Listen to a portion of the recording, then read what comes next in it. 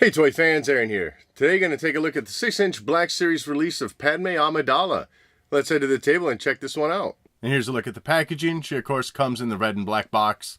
Through the window you see the figure and the two blasters, but what you don't see is the additional hand that comes with her. On the side you can see she's number 81 in the lineup. And on the back everything the same here, just a larger image that you saw on the front of Padme Amidala, with that description of course revolving around Attack of the Clones. And taking a look at her out of the packaging, overall this is a pretty decent looking figure, I think. This is her look from Attack of the Clones when she started on Geonosis and up to the point of her capture, or when the Nexus then ripped off half her outfit anyways. But looking in on that head sculpt, I gotta say, I might be in the minority here, but I don't feel like this really resembles Natalie Portman. Top half of the head maybe, but it just doesn't have that round face that she seems to have. Maybe looking at the head in different angles or something, I kind of see a resemblance, but overall for me when I see this figure, I don't immediately think Natalie Portman in terms of that sculpt. Otherwise though, paint application looks fantastic. I think her left eye on the right side as you're looking at your screen might be painted just a little bit off. It seems a little weird looking.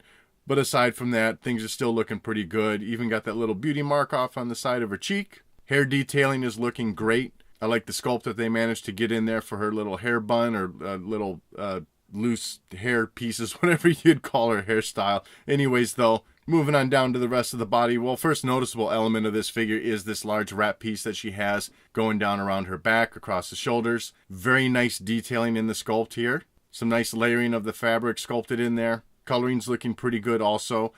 This, I don't believe, is really meant to be removed. It doesn't just squeeze over her head. You're going to have to pop that head off. And at least on mine, it doesn't, it doesn't snap off as easily as other figures. So I stopped pulling. So again, I don't think this is meant to be removed.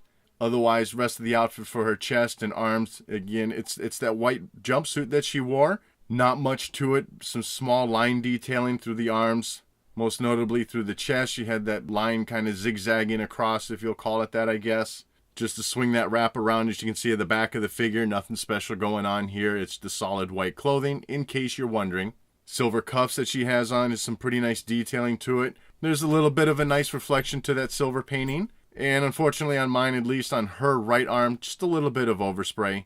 The hand that comes attached to this figure out of the packaging is the smaller one to hold her Naboo blaster. I'll show those off in a bit, but you can just pop that hand off, slide in the other one, and she'll hold the Battle Droid blaster that she came with. Around her hips is a nice belt, good gray coloring to it, sculpting to it, looks pretty much what it should be. And as far as the legs of the figure, once again, white pants. Aside from a little bit of line detailing for seams and stuff in there, not much to see, maybe a little bit of wrinkling around the kneecaps and just along the sides of the legs.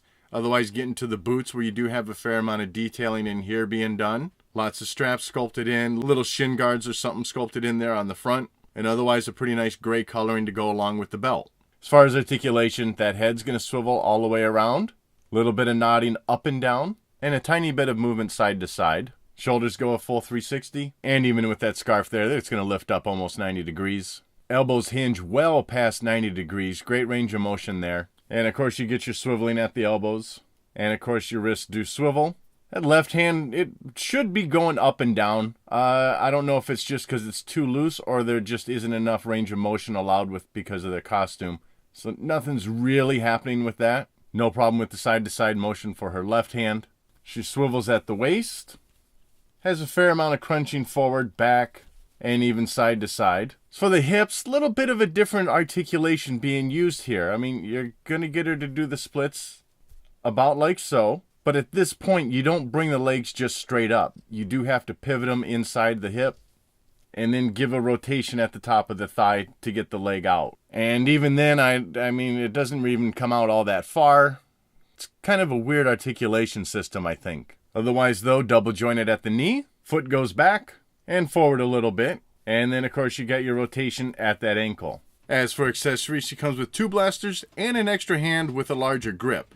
The smaller gripped hand you're seeing here was already seen on the figure in this review. First up, her Naboo blaster. Pretty simple sculpting here. Some nice coloring, some good brown on the handle, silver on the barrel. Don't know if that's being made out, but you even have a little silver trigger painted in there, so that's pretty nice to see. Fits well in her right hand. She's got a little bit of a trigger finger extended out. Also, the figure has a functioning holster, so this smaller weapon fits very well in there. Swapping out her hands to take a look at that Battle Droid blaster. Sculpting of it looks great. Once again, pretty well representative of how it looked in the movie. Some silver painting in there to give it a little bit of wear and world weathering, so I like to see that. I will say, even though you've got the hand with the larger grip, for me, at least on mine, it was still a little bit tough to slide this weapon into her hand, but, you know, you eventually stretch the fingers out and she holds it pretty well once it's in there.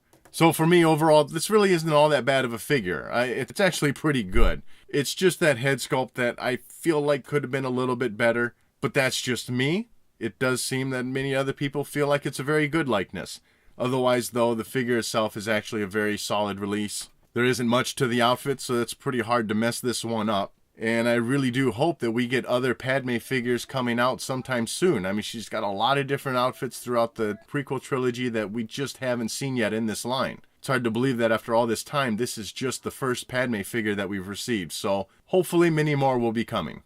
That wraps up this look at 6-inch Black Series Padme Amidala.